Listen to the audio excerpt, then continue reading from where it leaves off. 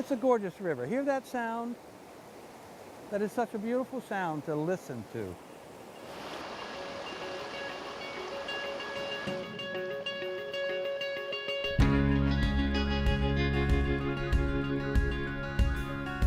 We've been living on the Lamprey for about 35 years now, and we've enjoyed every minute of it. Yes, look at that, honey, huh? That's great. That's a nice salamander. As an artist, I'm attracted to water. I love painting water because it reflects the sky and the landscape. To be in the river, be on the water in general, it's just really cool. The Lamprey River, it's one of our most important resources in the region. It's sort of the big mother river of our region, the mighty Lamprey.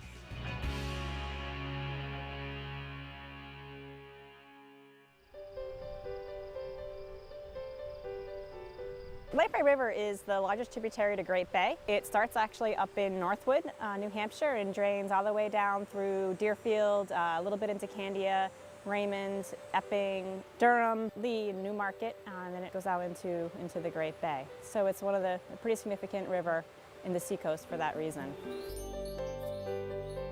We talked about hydrology changes that can affect the success of various critters that lay their eggs in here. They may have had their eggs near the surface on a little twig, and now they're way underwater. This walk is sponsored by the Lamprey River Watershed Association. Woohoo! And that organization is doing a lot of on-the-ground citizen involvement in really working in the watershed as a community. And the Watershed Association was formed by activists who cared about the health and quality of the Lamprey River and its scenic beauty and all of the aspects about it. And they organized a nonprofit association.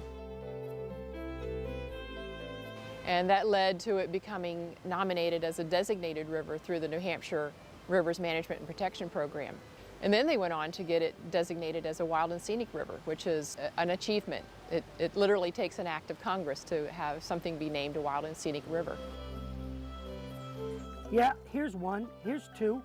All right, we'll pop these in and identify these. See if we can get it out of here. Well known in vernal pools as a positive identifier, and that is the fairy shrimp. Oh, yeah. So that's our fairy shrimp.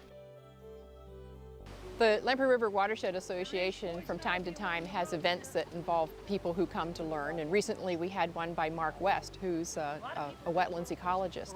They enjoyed being out with their buckets and their boots and spending some time in the floodplain forest and finding out who lives there and how it functions and what its role is within the watershed. Mark did a great job, and it was a beautiful day and just a great outing.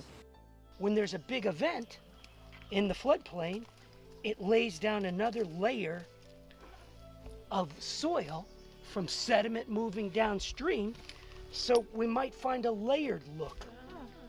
It's an enjoyable thing to do and to understand how you fit into the environment and to see the things that are out your door that you wouldn't normally look at if you're looking through a window. If you get out in it, you discover all the colors, the smells, the bugs, the animals out there using it, and Mark has really good grasp of all that.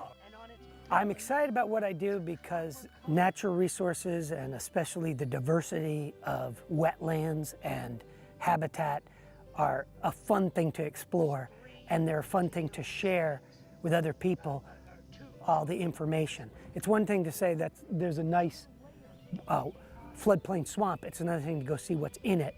Oh, it's very interesting. I love this. I love all of it. We're seeing all kinds of plants, all kinds of birds, all kinds of invertebrates and creatures that live in the vernal pools, all kinds of different things.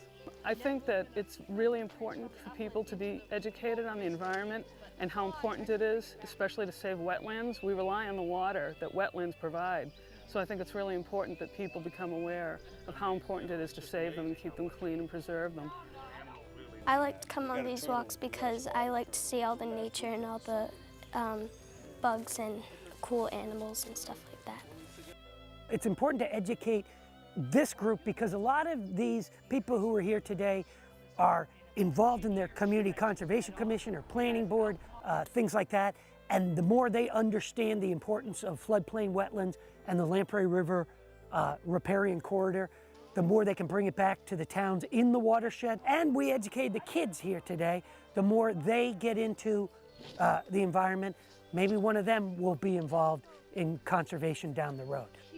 It's great to have opportunities like that and to plan to do more in the future. And we're only limited by the volunteers that come and help make these things happen, because as a watershed organization, we run by membership and volunteer activity. So everybody can have something significant to add. And when things like that happen, come participate. We'd love to have you. So we need to always recruit the green army, okay? To save the planet. Every day we got to save the planet.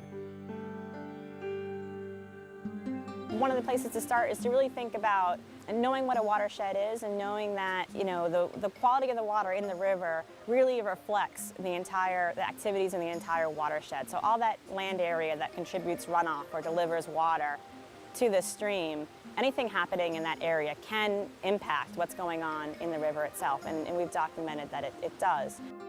We've actually been testing this river now for 12 years as of this month. Started back in September of '99. We are so fortunate that we have the research that goes on through the University of New Hampshire. Michelle Daly, Bill McDowell, they have provided valuable information. No one has more information than they do. Okay, and then the percent saturation, so how saturated the water is with dissolved oxygen. We're looking at a watershed upstream of about 180 square miles of land that contributes runoff or water that either flows over the land surface or seeps into the ground, moves through the groundwater system and reaches the river. So any activities in that land area affect the water quality that we're measuring here at this location. So it's 14 towns that make up the Lamprey River watershed.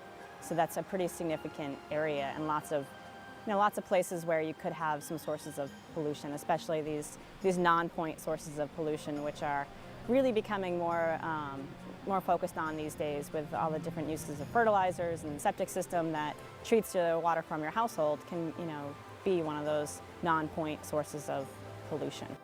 You don't have to be someone who lives on the river to have a hand in the quality of what happens in the Lamprey River. So your driveway or your rooftop or your fertilized lawn, all of those contribute towards what happens with the water quality of Great Bay.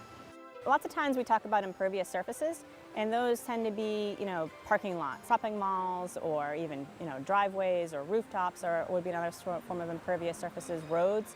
And those areas tend to deliver runoff or rainwater, storm water, very quickly to the river without giving it a chance to percolate through the soils and through the vegetation to filter it before it gets to the water. So it tends to bring a lot of pollutants to the river, especially either sand and sediment or oils. And you often have fertilizer usage, both from homes and from farms. And the other thing that happens on impervious surfaces is because we live in New England, we apply a lot of road salt in the river to those impervious surfaces. And so those road salts are not taken up, they're not filtered by vegetation, and those salts actually just move through the watershed. Wherever the water goes, those salts are carried with it and end up in the river. And the fish really can't tolerate those salt concentrations. The saltwater fish can, that live in the ocean, but certainly not the freshwater fish that live here in these rivers. We have knowledge that the amount of impervious surface, or what hits a pavement and runs off a roof, is about 6% throughout the watershed. Some towns are at 8%. When it gets to 10%, it's really difficult for the river to recover from that. It gets to almost a point of no return.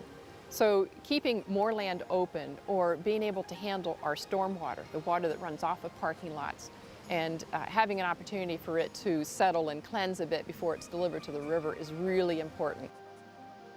I would say the two biggest issues that we've really seen would be the increases in nitrogen concentrations and the increase in sodium and chloride from road salt. Those two things really sort of stand out in our record of water quality as things to work on. Working together, we can do a better job than working apart, and a watershed approach forces people to work together. If you're in a watershed, you have to look beyond your town boundary. Proper planning now and coordinating our activities from town to town. The water doesn't stop at the town line. It goes from one town to the next. And it also helps for towns to be able to share what the next town has done rather than reinvent the wheel.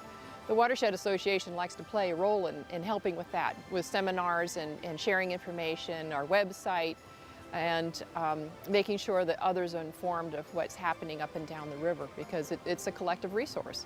We have 15 stations throughout the watershed where volunteers go, and they take it upon themselves to be trained and take our instruments out every other week and sample. And that information is fed into the Department of Environmental Services. They collect the database throughout the state. The state doesn't have the staff, the money, the manpower to be able to go out and do that themselves, but it's important to know how's the water doing.